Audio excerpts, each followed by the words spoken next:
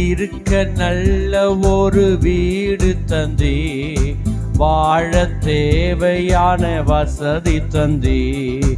இருக்க நல்ல ஒரு வீடு தந்தி, வாழ தேவையான வசதி தந்தி. கடுமையாக தினம் உழைக்க வைத்தி, கடனை இல்லாமல் வாழ வைத்தி.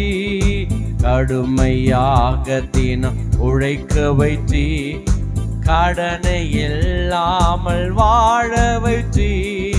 நன்றி தகப்பனே,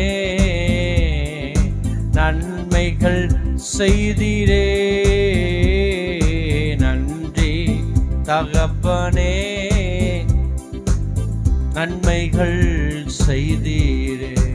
இந்த அக்டோபர் மாதம் முழுவதும் எங்களை பாதுகாத்து, எங்களுக்கு ஒரு நல்ல வீடு, தேவையான வசதி, நல்ல உழைக்கும் கரங்கள், ஓடும் கால்கள், கடனே இல்லாமல் வாழ வைத்தீரே அப்பா. எத்தனையோ பேருக்கு இந்த ஆசீர்வாதம் இல்லை அப்பா, ஆனால் கிருபையா எங்களுக்கு கொடுத்திருக்கிறீரே. உங்களுக்கு கொடுத்திருக்கிறாரா?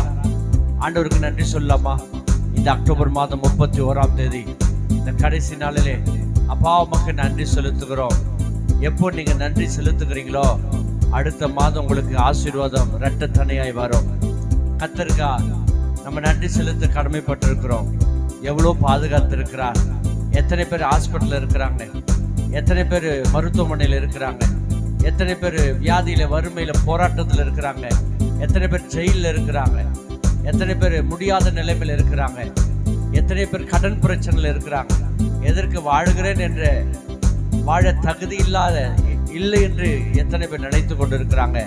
ஆனால் இயேசு கிறிஸ்து நம்மளை வாழ வைப்பார். அவரை நம்புங்கள், அவரை நம்புங்கள். எப்பேற்பட்ட காரியங்களையும் கர்த்தர் மாற்றுவார். உங்கள் துக்கம் சந்தோஷமாய் மாறும். எத்தனை பேர் ஆண்டவருக்கு நன்றி சொல்றீங்க? ஆமென். நவம்பர் மாதம் உங்களுக்கு ஒரு ஆசீர்வாதமாக மாறும். ஒருவேளை இந்த மாதம் உங்களுக்கு பல பிரச்சனைகளா, போராட்டங்களா, கர்த்தர் நிச்சயம் மாற்றுவார். எல்லாரும் சொல்லமா? நன்றி தகப்பனே,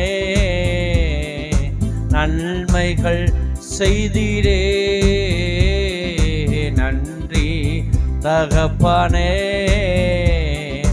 நன்மைகள் செய்தீரே. நன்றி பலிபீடம் கட்டுவோம், நல்ல தெய்வம் நன்மை செய்தார்.